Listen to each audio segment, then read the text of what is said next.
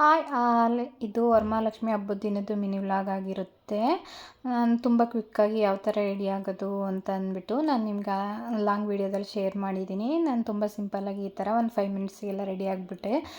ನಿಮಗೇನಾದರೂ ನನ್ನದು dress link ಏನಾದ್ರು ಬೇಕು ಅಂದರೆ ಲಿಂಕ್ ಅಂತ ಕಮೆಂಟ್ ಮಾಡಿ, ನಾನು ನಿಮಗೆ ಲಿಂಕ್ನ ಶೇರ್ ಮಾಡ್ತೀನಿ.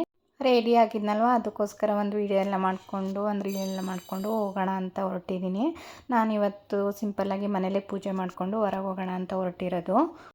ಇಲ್ಲಿ ನೋಡಿ, ಲಕ್ಷ್ಮಿ ಎಷ್ಟು ಲಕ್ಷಣವಾಗಿ ಕಾಣಿಸ್ತಿದ್ದಾರೆ. ವರಮಹಾಲಕ್ಷ್ಮಿ ಹಬ್ಬದಲ್ಲಂತೂ ಒಬ್ಬೊಬ್ಬರು ಮನೇಲಿ ಒಂದೊಂದು ಥರ ಡೆಕೋರೇಷನ್ ಮಾಡಿರ್ತಾರಲ್ವ, ಲಕ್ಷ್ಮಿ ಕೂರಿಸಿರ್ತಾರೆ. ಸೀರೆ, ಒಡವೆ, ಊಟ, ಬಗೆ ಬಗೆ ಊಟ ಅದೆಲ್ಲ ನೋಡೋದೇ ಒಂದು ಚೆಂದ ಇರುತ್ತಲ್ವ. ಅದೇ ಥರ ಇಲ್ಲಿ ನನಗಂತೂ ನಾನು ನನ್ನ ಫ್ರೆಂಡ್ ಮನೆಗೆ ಹೋಗಿದ್ದೆ. ಅಲ್ಲಿ ತುಂಬ ಚೆನ್ನಾಗಿ ಡೆಕೋರೇಷನ್ ಮಾಡಿದರು. ನಾನೇನು ಈ ಹಬ್ಬ ಅಷ್ಟೊಂದು ಗ್ರ್ಯಾಂಡಾಗಿ ಮಾಡೋದಿಲ್ಲ, ಜಸ್ಟ್ ಮನೇಲಷ್ಟೇ ಪೂಜೆ ಮಾಡ್ತೀನಿ. ಅಲ್ಲಿ ಇಲ್ಲಿ ಕರೆದಿರ್ತಾರಲ್ವ, ಅವ್ರ ಮನೆಗೆ ಹೋಗೋದೇ ಆಗಿಬಿಡುತ್ತೆ.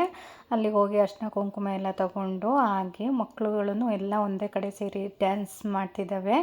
ಹಾಗೆ ಹೆಣ್ಮಕ್ಳುಗಳು ಅಂತಂದರೆ ಅವರು ಈ ಹಬ್ಬದಲ್ಲಿ ಹೊಸ ಹೊಸ ಬಟ್ಟೆ ಹಾಕ್ಕೊಂಡು, ಅದರಲ್ಲೂ ಎಕ್ಸ್ಪೆಷಲಿ ಈ ಥರ ಲಂಗ ಬ್ಲೌಸ್ ಹಾಕ್ಕೊಂಡು ಡ್ಯಾನ್ಸ್ ಮಾಡೋದೇ ಒಂಥರ ತುಂಬ ಚೆನ್ನಾಗಿರುತ್ತಲ್ವ. ಅದ್ರ ಜೊತೆಗೆ ನನ್ನ ಮಗ ಒಬ್ಬ ಹುಡುಗ, ಅವನಂತೂ ಲಾಲಿಪಾಪ್ ಇಟ್ಕೊಂಡು ಆರಾಮಾಗಿ ಖುಷಿಯಾಗಿ ಡ್ಯಾನ್ಸ್ ಮಾಡ್ಕೊಂಡಿದ್ದ.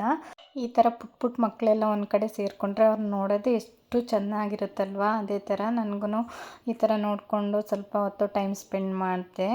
ಫುಲ್ ವೀಡಿಯೋನ ನಾನು ಲಾಂಗ್ ಫಾರ್ಮ್ ವೀಡಿಯೋದಲ್ಲಿ ಶೇರ್ ಮಾಡಿದ್ದೀನಿ. ನಿಮ್ಗೇನಾದರೂ ಟೈಮ್ ಇದ್ದರೆ ಹೋಗಿ ಚೆಕ್ ಮಾಡಿ. Thank you.